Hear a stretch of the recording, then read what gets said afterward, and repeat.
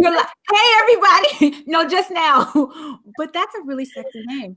I'm not going to do it the same justice, but I'm going to try. Okay. Yeah, I got it. Hey, everybody. It's me, Tuniscia. Oh, and welcome to Tea with Tuniscia. Oh, look who I got. I got the beautiful Dina Cataldo right here with me, and she is going to hang with us. She's going to help us understand some things from a legal standpoint, but it's all about mindset. So even if you're not an attorney, you don't ever plan on playing one on television or any of those things, she still has a great message for you, even from a positive, inspirational aspect. This young, beautiful lady is a cancer thriver, and I'm telling you, she has some nuggets that she's ready to drop on us. You don't want to miss. So, Dina, please introduce yourself to us. Oh, Tuniscia. Can you just walk around and introduce me, please? Because that sounded fabulous. Yes, thank you. Yeah, thank you. So I am a criminal prosecutor. I did go through breast cancer about 9-10 years ago, and that really shifted my perspective. I started looking for what I did, quote unquote, wrong. So I basically went on this journey of discovery, like, hey, why do I have cancer? So right. I was trying to figure things out, and along the way, I started to incorporate things like yoga in my practice and Tony Robbins, and then discovered those years where Tony, the man. Yeah.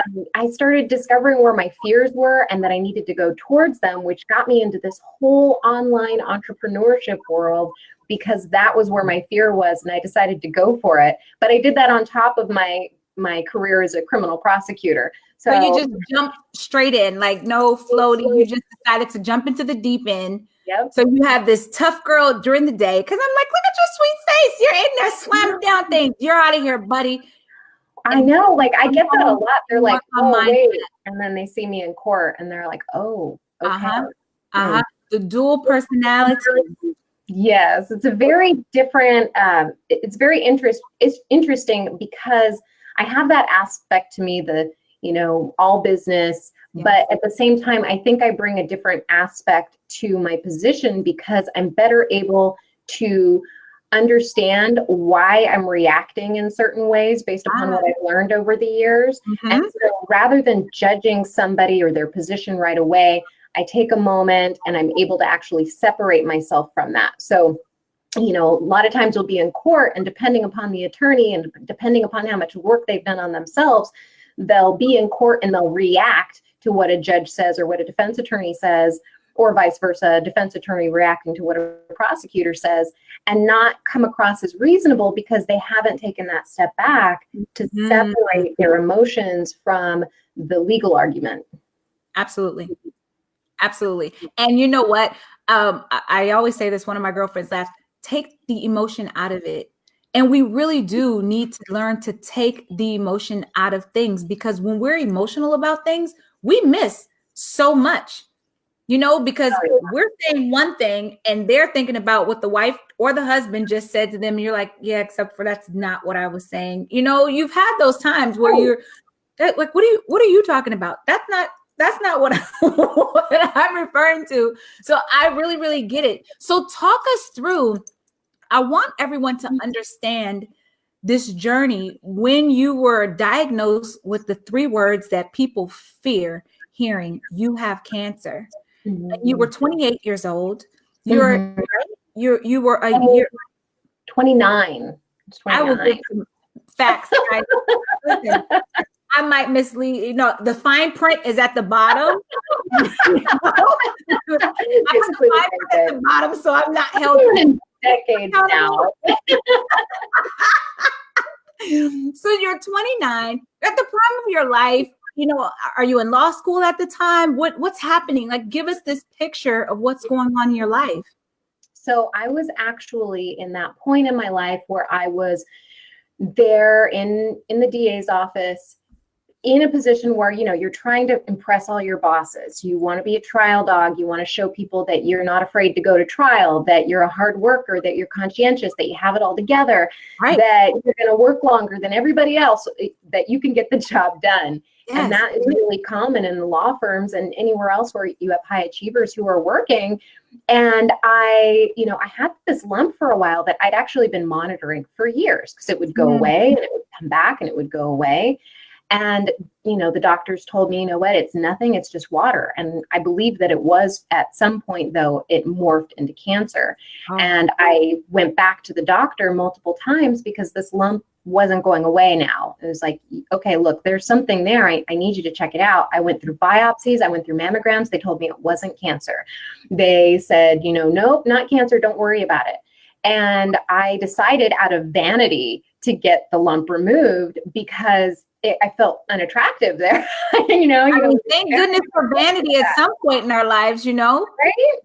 Oh, so, God. Yeah. So I had it removed and, thinking nothing of it, thinking, all right, I had it removed, done.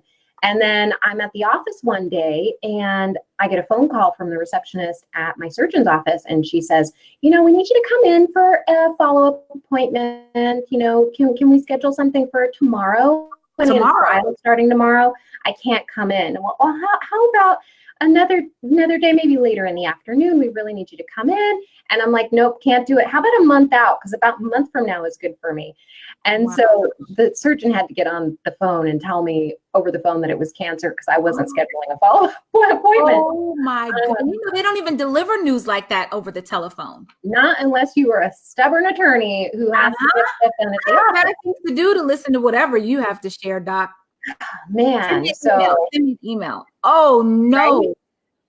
So, at that point in my life, I had a total disconnect from what my body was telling me and what I needed in my mind to do to succeed and reach my goals. I was on total autopilot, thinking that there was only one path and I was on it, not really thinking about what the consequences of that path might be.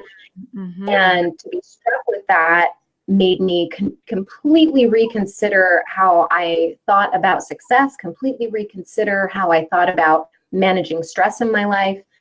And it was really just that turning point that somebody higher above demanded of me and said, hey, You've got something you got to do. You better take care of that. And at the same time, I couldn't help but associate this cancer with stress because there were two other women in my same class, my same prosecutor class, who both had different types of cancers, and both of them died of their cancers. So I had a bit of survivor's guilt there because they were both incredibly dedicated prosecutors. And I felt like, wow, am I not good enough to do this? Am I, I had all this self-doubt, like, why did they pass on and I am still here? It was just one of those mental things, we have to work through. But I think that there's a lot of people, if we can stay here for a moment, to talk through that, to talk to the people in the audience who have had that situation, whether there's an accident and one person lives, and that guilt, what were some of the things that you did to work through just that level of pain and guilt? And it's a guilt that you can't change. There was nothing you could have done. I'm sure it had something to do with your mindset even then, but we don't know the mindset of the other people. So how did you work through that? Well, I was close to one of the girls simply because she was so kind in reaching out to me when I was diagnosed. And she and I had some conversations. And there was something like, she was just this kind-hearted soul, one of those people that would do anything for you. And I had years later, I think, this kind of triggered some thoughts about the guilt that I was having. And I didn't think I even realized it until I had this dream. Mm-hmm. And in this dream, she was there and she was telling me it was okay. Like, oh my gosh. I just got chills, Dina. It was, even now thinking about it, I'm tearing up because it was just so visceral. It was just, hey, you're okay. And I had no idea I was even carrying that with me until I had that dream. So I think that really shook that emotion up in me, and it helped me resolve whatever emotion I hadn't been dealing with up to that time. Wow. You know, and I don't know your relationship with God. I don't think we've ever talked about it, but God sends us signs when we need them, you know, because obviously you were stuck and didn't know you were stuck, but you needed that healing in order to move forward, in order to share the beautiful work that you're doing now, you know, with people who are still stressed out. And that's why this is such an amazing topic. Wow. That's powerful, Dina. It gave me chills. So I'm serious. Like that's dreams are I have dreams, and most of my dreams come into fruition. So I'll share them, you know, and different things. There are warnings. There just a lot of things happen. Some people may believe in dreams, some don't. I do, because I have them and they're real. You know what I mean? And it's not like some random thing. So I feel that to the core of me. So now you have had this dream and you are now beginning to see things differently. And what happens? In terms of how I resolved any of the guilt I might have had, or wherever you were, if you can think back to that moment, wherever you were, because you're still an attorney, right? You're still practicing law. You're focusing on your health. You're obviously dealing with a ton of emotions as you grow and go through this situation. So what did you decide to do with the dream? What did you do? Well, I can't say I did anything with the dream. Like that was just something that it was some unresolved emotion I was unaware of. I think where the real turning point for me was the thought process that I had. And I wouldn't necessarily think this way now, but this is how my brain processed information when I was diagnosed with cancer. And it was, what are you doing wrong? Like blaming myself. Yeah. So I immediately turned it around on, okay, what are you doing wrong? You know, it was very much a blame mentality. But to tell you the truth, that was probably, the way I do that, it's like a scorpion coming right back at you. It's like your own tail, like hitting you in the head. Yes. And so I was looking for something different. Like, okay, what is something different I can do? And I had been thinking a long time about starting yoga, but I didn't do it because I had a certain perception of the people who did yoga. Oh, these are really woo-woo people, or they're all like blonde hair, skinny girls, and I'm just going to feel out of place. I felt like, you know, it was going to be an experience that I wasn't going to feel good in. So I put it off, even though I saw this place, you know, on my walks while I was, you know, going through cancer, and when I was just kind of walking around my neighborhood. And then a gal from work actually suggested that I go to yoga, and she happened to go to the same place. Okay. And she was a blonde.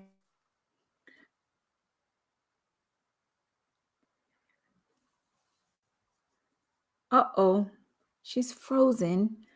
I don't know if she's frozen for you guys, but she's frozen. And she was in the middle of the juicy part of the story about going into yoga, and she thought the people at yoga were woo-woo. But I was going to say everybody needs a little woo-woo in their life, and hanging out with blonde, skinny girls may motivate you to become a blonde, skinny girl if that's what you want in your life, or just a woo-woo girl, and you don't have to be blonde and skinny. So I'm going to check in. Okay, she logged out. She's going to be right back. I didn't do my intro. So meanwhile, it's me, Tuniscia. Oh, I didn't mention the book.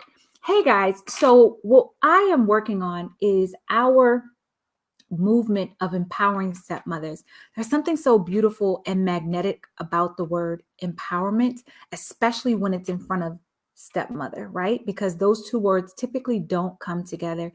And I want this to be something that we have together, that we know that we have a community, and the women that I've met that are doing the same work, sharing the positive message of being an empowered stepmother, or even in our beautiful blanket of blended family love. I want us to mend. Let's change the face and the voice of what blended families are. We already know what everyone thinks that they aren't.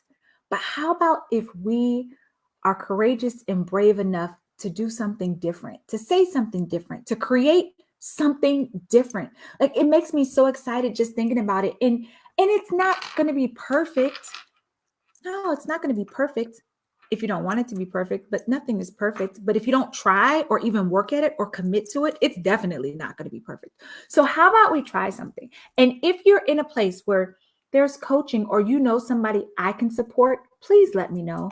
Also, Mother's Day is coming. I would love to have somebody contact me about speaking engagements as we have all these beautiful brunches and we're honoring stepmothers and we're honoring mothers in general. I would love to come and speak and just speak a message of love and empowerment as we celebrate mothers. So I'm also a life coach. If there's anyone you know that I can support in their journey, by all means, I am all here for them. Are you back, my love? Oh my gosh, I'm so sorry. I think the storm out here has like messed with my internet connection. So now I'm using my phone as a hotspot. I know you're back. Yes, I was just doing a little infomercial. It was okay. That was planned. Telling them about the woo-woo. Yeah, it was a plan. It was like a commercial break. You guys didn't even know. So Dina, in like 15 minutes, do that again.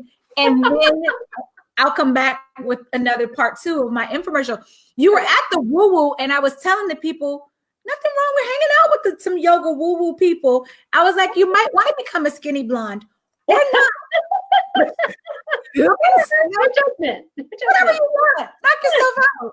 So you think about dyeing my hair platinum. So, you know, that might be fun. That will be a new look for you. Oh, it'd be very different. It'd be very different. Yes. Yes. I'll wait until I age into it. Are you? I'm going to put a pause right there. I was going to say, I'm trying to visualize you as a platinum blonde. That will be a different, you know what you should do? You should do like we do in our community. Go get yourself a nice wig. Okay. You want to try it out? Yes, honey. Go get yourself a nice wig. If you've never been wig shopping, it is so much fun. Just I have gone wig shopping and because I have breast cancer and I hated the after part. Like the during was okay, but I didn't like the feel of the fake wig. Yeah. Well, you know, now they have it with the human hair. Thanks, Dave, for the shout out on my, he said I did a great job cutting to a commercial. It's wonderful, isn't it? It was totally, I thought it was flawless. I thought it was totally smooth. So now I'm giving you hair tips. You know, nowadays we have like all human hair. It's different when you're shopping due to cancer versus you just want to be fabulous. So if you want to see yourself in platinum, this is the sidebar. You guys don't even have to pay extra for this advice that I'm giving right now. Just go to your local beauty supply. Put on, you know, try on some different ones. Take a couple pictures and then you can think about it before you permanently. Yes, it's a big commitment. Oh, honey. One that you might not want to make forever. Right. Yeah. Right. Okay. So now we are in yoga. I'm in yoga. Did I tell you as you thought? Yes and no. Did I get to the part? Was I cut out when I said I hated yoga? Did you get that part? Oh no, honey. We were still with the friend from work, and I think you guys were heading. So you did not like it? No, I hated it with a fiery passion. It was one of those things that I fought like tooth and nail, but I was looking for something different, and I kept telling myself that. I said, "This is different." Therefore, was it hot yoga? What type of yoga was this? It was hot power vinyasa yoga.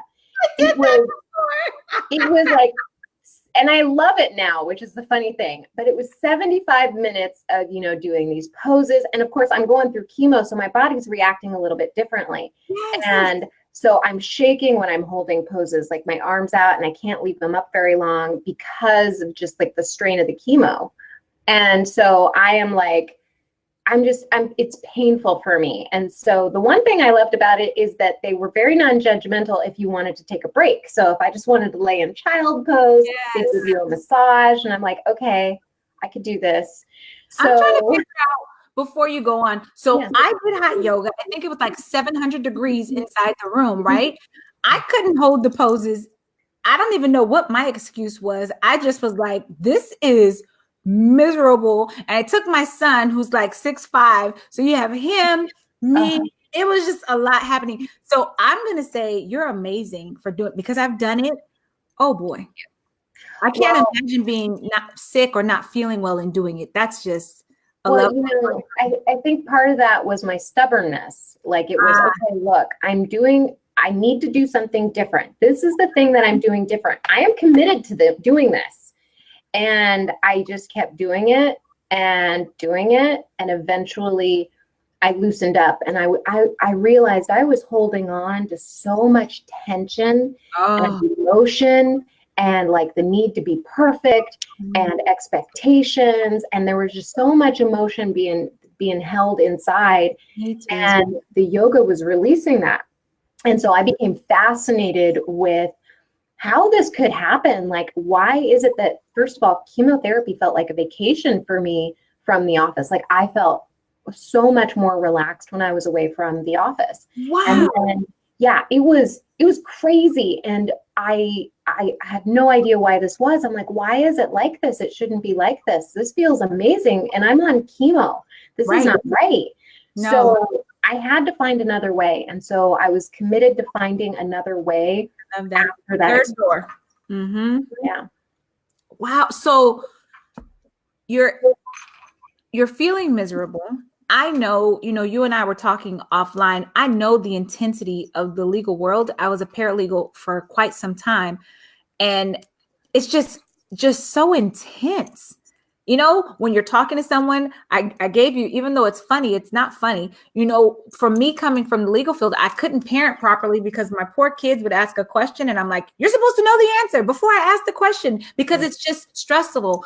And so you describing being in chemo and it's more relaxing than being at work. I haven't been in chemo, but I definitely know the level of stress, and that says a lot. Yeah. I can't, viewers, are you hearing this? If you're a boss listening in, I'm being very serious, because so many times we are so focused on being strong and showing up properly so that we're not judged as weak or seen as though we're less than, or even, oh, she can't handle it, especially as a woman, that we carry so much more than we need to or we even can. And yours just showed up in a place of, you know what, my rest is when I'm getting chemo, and you were getting yourself better. But oh my God. It's so funny because I actually just interviewed Nina Kaufman, and she has a business in which she helps companies design their corporate culture so that they are addressing these issues. And she's going to be on Soul Roadmap podcast next week. But she's got just these wonderful insights because the people at the top don't generally recognize how they're killing the people that are working for them. And, it's the exactly what you were saying, which is, people are trying to impress their bosses. They want to make sure that they are, dotting their I's and crossing their T's, but they're doing it at the expense of themselves. Like they're not caring for the human. They're just caring about the work. And that's totally separate. And that's completely, I don't want to, I could say the word expendable and it's actually okay. Cause it's actually I'm replaceable at work, but I'm not replaceable here. No, to your family.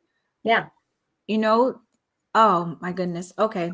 So it just struck something in my mind because I'm going to tell you a true story. I no longer am at my corporate job. And I remember having surgery, literally taking phone calls where I was nodding in and out, trying to write contracts, nodding in and out. I would be on calls with the other management team. I was a manager at this corporation, and you could see they're like, is that an IV? Tuniscia, what are you doing? And you know what? I'm going to tell you guys something that is unfortunate. When I left that company, gave them 2-week notice, all those things. Do you know that my manager wasn't even kind enough to call to say, thank you for everything? I didn't know it was your last day of work. Oh my God. Yes. Are you kidding me? No. So the moral to the story is when you say you're expendable, when you say all those things, people, look out for yourself. No one's going to love you like you love you. They just aren't. Here you are running around in circles. I can't even begin to tell you the stuff that I did. And I was like, wow. And it was just a huge reminder of my value. But you know what? Everything in life is a lesson. So it was a great lesson for me to know when our corporation becomes everything that it will be, the importance of paying attention to people. Yes. Not what you say your company is about, not what you say, but what you're really doing when it comes to people. And I was shown something amazing in that moment that wasn't impressive, but you know what? It was a great learning lesson. I learned a lot in that moment. So I get it. I get it. Mm. I get it. So sorry, we're back to you being a true warrior and a true soldier. As you soldier on, now you're in chemo, taking a break from work, which Yeah, is that was nice. Amazing. Talk to me, Dina. I'm glad we can laugh about this now, but that's crazy. Yeah, it was crazy. It was nuts. And, you know, when I came back, I don't think that my office really knew what to do with me because they didn't want to treat me differently. That would be illegal, A, but B, yes. They, you know, they wanted to make sure I was okay to be there. So I started back slowly and then I went full time, but I went right back into my old habits. Like I went right back into 70-hour work weeks. I was in back-to-back trials. I was burning myself out all over again. And so that was my second wake-up call to say, oh, hey, time out. Like, hello, you need to like fix this. But, you know, it wasn't that I personally took the initiative to do that. It was my boss seeing I was burned out. Now, my boss also didn't see how much work I think that I was doing because I didn't take the initiative and explain to him, look, this is the caseload that I inherited. Yes. This is the realities of this caseload because I inherited a caseload that was a travesty and it should not have been something that was put upon me coming back. But I handled it and I didn't say anything and I didn't complain because I didn't want to be perceived as weak. Exactly. And I didn't want to ask for help because the perception for me is that when you ask for help, you're weak. And that may or may not have been something that I learned at that office. It may have been something that I learned, you know, over time growing up and that kind of thing. But that was certainly the perception that I had. So I didn't reach out and I didn't take the initiative to say, look, this is the caseload that I have right now. I'm not up to this. And whether or not they perceived it as weak or not, I needed to take care of myself. Good for you. Yeah, and that's really what I should have done. Like I look back and I say, okay, these are the steps that I could have taken to, you know, make these shifts consciously. But I was fortunate enough to be in a position where my boss saw that I was burned out and I got moved to a unit that was much slower paced. Good. And then I could start working my way into whatever unit I wanted.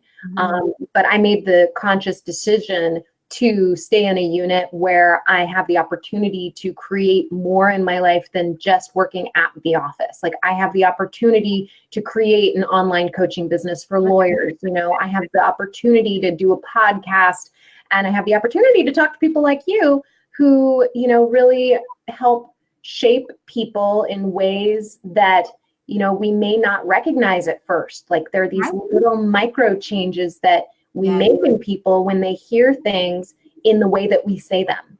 Right. Exactly. And it's all about us stepping, because really what we're doing is we're stepping into spaces that most people don't pay attention to. You know, you see an attorney on television and you see them as they're strong and you almost forget that they're people. They have emotions, they have families, they deal with sickness just as we do. So what you're doing is an amazing work because you're reminding all of the people who stand up. Do you work with men and women or do you just focus on? Okay, so you're reminding a group of people who are known as strong and you can't let them see you sweat, you can't be weak, that you still have to take care of yourself. Whatever you need to do when you step into the office to become what you need to become, great. But the thing is as we take tiny steps to just work on these little things, before we know it, so many beautiful things are integrated and we shift as people. That's amazing. Like it's magic to me that, you know, if we just are willing to show up and take a step forward, like it may even be like a step forward and a couple steps back. That's okay.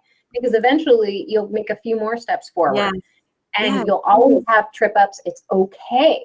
Like I came from a background where you make a mistake. This was my dad. Like, you make a mistake and, oh my God, you get in trouble. Yes. You do that in the criminal justice system, you make a mistake.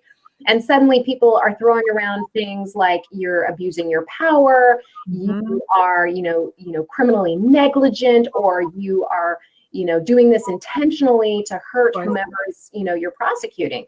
And so it's incumbent upon us, and I think prosecutors are under a very particular stress, especially with the negative perception of law enforcement, because we take a lot of that on. In fact, I've got protesters out my office, right now, Lord mercy. Yeah, who are maybe not making the most, in my perception, reasonable thought process in terms of how they can affect change. Right. Maybe all they know. That might be all they know. I kind of have the idea that it's just the way that they can get publicity. I think they're very intentionally doing this at the DA's office for publicity, rather than going to where I think they can affect the most change, which is the legislature. But that's my view. You know what? In reality, on the other side of the fence, if I were adamant about something that needed to happen, right? And I don't know to go to the legislature. I don't know where to go. The one thing we do know is if we make enough noise and we stand in front of the DEA's office, somebody who knows where we really need to go is going to come and say, hey guys, this is good, but let's go ahead and take this over there. Meanwhile, we're still getting the attention we need, and somebody is going to hear us say something, Well, I understand that perspective from someone who maybe isn't part of an organized group, right? Like, if you're not part of the mechanics of an organized group, then yes, I believe that. However, there is an organized group in front of my office that has these resources and understands how it works. And so that's why I believe that to be the case. And they're also funded by people who aren't necessarily people who are based in Sacramento. So, well, I tell you what, it must be working, Dina. If they're still standing out there, right? They have an agenda that they have an agenda that we don't know. Yeah. And if you feel led to bring them some donuts or coffee for their hard work and effort, just little donut holes from Dunkin' Donuts. And so funny. It's so funny because I find myself, like, I very much think about this because I like being aware of things that trigger me so that I don't have them controlling me. There's something that I can think about and recognize, okay, why am I feeling this way? Why do I feel like I'm being personally attacked? Well, I mean, yes, I may be personally attacked, but they don't know me and they're not really personally attacking me. Right. They have, their own beliefs, and I might be in the same position if I had their experiences. Right. So I go through that, thought process. And then I also go through moments where I'm like, turn the damn music down. I'm trying to help victims. I can't hear them on the phone. So, we're going to have a party while if I got to stand here all day, we're going to drive. They're trying to annoy you. It's working. Yeah. Like, they're going to party while they're out there. They're going to, they're eating donuts and coffee, delivering pizzas. They're living the life. And it's just kind of funny in the sense that I wish there were a way to communicate with people that, don't necessarily want to have that communication. That's something I really admire about Tony Robbins, is that he has that skill that he's honed over, decades. Absolutely. To talk to somebody and be able to shift their perspective by asking pointed questions. I'm not there by any stretch of the imagination. So have you gone to Date with Destiny? I haven't gone to that yet. I've only gone to Unleash the Power Within. Honey, if you can treat yourself, let me tell you, my husband and I have committed, we'll be there every year. And you know how much we've talked about how much we do this work. Anybody watching, if I'm traveling, more than likely there's some conference or event. That event was so life transformation. It was just amazing. So one of the things, to speak to what you're saying, that they talk about is when we remove all of the stickies and the labels. Sage is Tony's wife. Sage was actually, I love her. so much. Yeah. She was saying, when we remove all the stickies and the labels that we have placed on people and just see them at their core as beautiful, innocent souls, not as a liar, as a cheater, as this, as that, as the annoying person outside who is blasting their music, because it comes down to the 6 core things: significant, Right. growth, contribution. We know all those things, and there's something that they need met in that has nothing to do with you or me or anyone. And so that's the one thing that I'm working through now, removing the labels that I may have, even on my husband. And that's the hardest work. Are the people girl, oh my gosh. Like, I'm at the point now in my life where I tell my family, hey, when I get annoyed or when my voice slightly changes or my eyes or I cut my, say something to me in that moment, because I want to check myself to figure out, what am I feeling? The same thing you said. That's why I loved what you just said. Like, what am I feeling? Why am I upset? What is this tapping into? Because a lot of times it comes off as though we're angry, but really we're scared, or we're hurt, or it triggered a thought from before. And like, there's so many other emotions, but anger tends to be the go-to, or you show that you're annoyed so that they back off, but really you don't want to seem vulnerable. Oh yeah. Well, sorry to interrupt, but what I recognized, and I don't know, if any of your listeners or your viewers are seeing this or hearing this and saying, you know what, there's certain emotions that are your go-to emotions, right? Like annoyance. For me, it's anger. Yeah. And I used to be at a point where, like, that was my go-to emotion, because that's what gave me strength. Like, that's what gave me power. That's what gave me significance. It's because I could check people and put them in their place really quickly. And it was something that I started to recognize, and I didn't like it. Like, it didn't feel good, when you're starting to learn about, okay, how are my actions aligning with my intentions? And when I started paying attention more to that, I started to recognize this pattern of me reaching towards anger. And so if I didn't get what I wanted, or if I felt resentful at all, I would immediately reach for anger as kind of like my go-to drug. I can relate 100%. Like, I can relate 100%. And what was interesting is, as I began to ask people for feedback of their experience of me, or whatever and everything people say isn't reality. I took what I needed, and what I didn't, I gave back and shifted. But I was really honest, and the people that I knew could walk me through that the best were the people closest to me: my children, my husband, for sure. And I'm gonna tell you what, your family is so excited to tell you about yourself. Yeah, right. Especially what you're doing wrong. Is it don't even worry about it, Mom. We got you. Let me tell you about yourself. They loved it. And so here's the funny part. I would go back to my husband and be like, love, whatever it is. And he was like, no, see, I didn't invite you, nor did I ask you for that feedback. You asked me. He was nice about it. And of course we laughed, but he was like, no, you asked me to help you with that. I have not asked you to help me with any of that. So no, go somewhere else. I love that we're in a place where we can be honest and laugh, but I thought that was so funny. He was like, no, I don't want to hear about it. I'm fine. Okay, if you say so, honey. Fine. Exactly. Fine. No, you're doing great, sweetie. You're really doing great. Go get them. Attaboy. So he comes with you to these Date with Destinies? Absolutely. So what we do is we do all of our events, any leadership training. My husband and I always do it together first.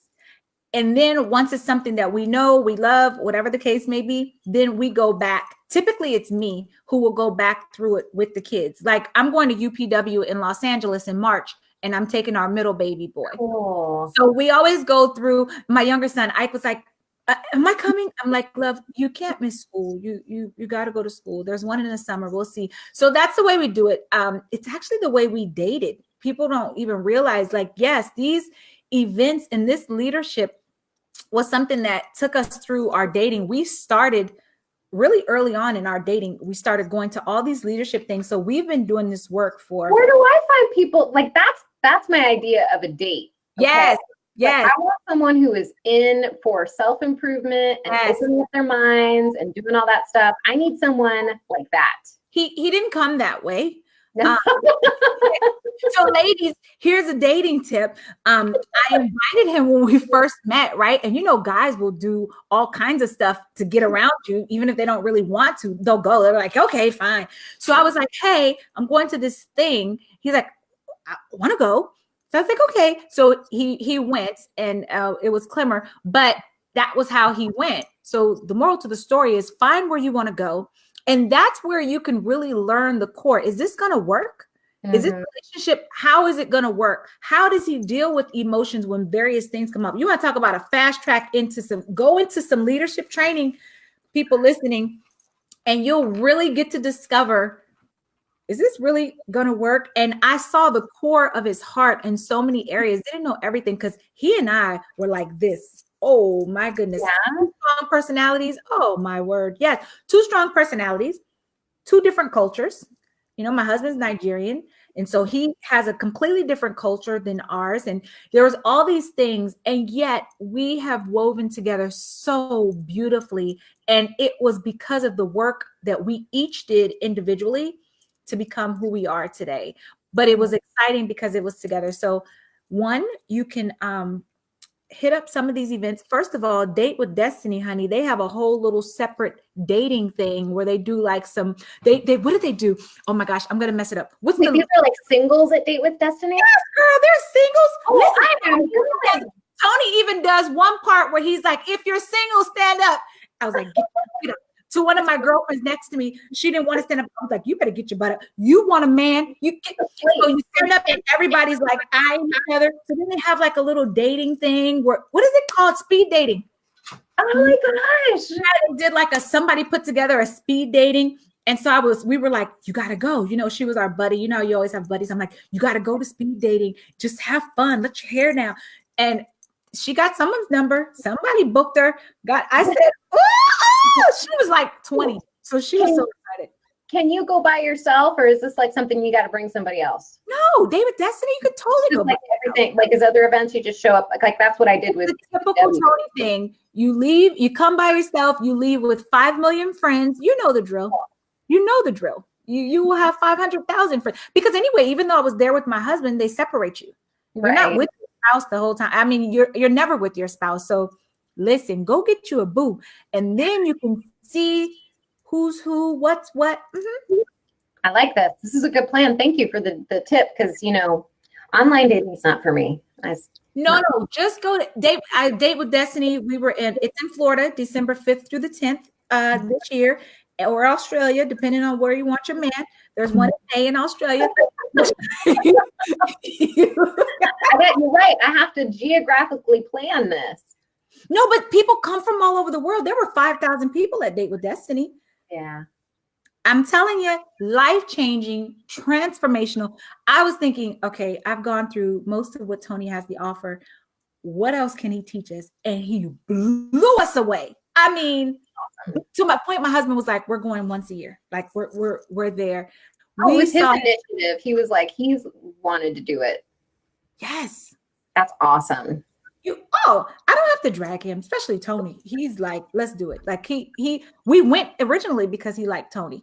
So if you guys are looking, anyone that's listening, anyone that's like, oh, how do you think that way?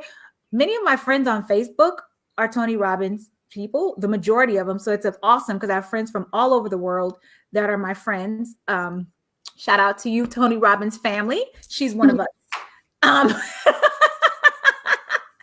So thank you so much for joining me, Dina. Please talk to us about your master classes and everything that you have to offer, your roadmap, soul roadmap at that. Yeah. So thank you very much. This has been a lot of fun. Yeah. So there's a few things going on with me right now. So although I focus on lawyers, my podcast called Soul Roadmap Podcast really, it speaks to lawyers, but it also speaks to anyone who is interested in self-improvement. So you can listen to that, anywhere you listen to podcasts. But if you go to dinacataldo.com /podcast, you can find them there, including a lovely interview that I did with you, Tuniscia. And then I am doing master classes for lawyers, and specifically I'm teaching 5 secrets to finding ease and creating boundaries while making your billable hours. So, if you're stressed out, then there's some things you can do, and it's not about meditation. It's not about time blocking. These are skills that we're not taught, but we should be taught in high school and college. So I'm teaching them there.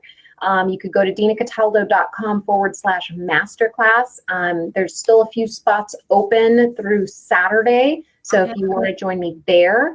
And there I also talk about the latest program that I've done, which is the Lawyer Soul Roadmap, which is debuting actually this week. And it's going to be open for enrollment through March 5th. And it's really gauged at lawyers who are ambitious, goal-driven, but they're stressed out and overwhelmed, and they don't know where to start in creating ease at work, and then also creating new dreams. So I'm really trying to focus on serving people who, are in that position that I was in 9 years ago in autopilot and not recognizing, look, there's so much more out there and that I can do it if I only have the right mentor.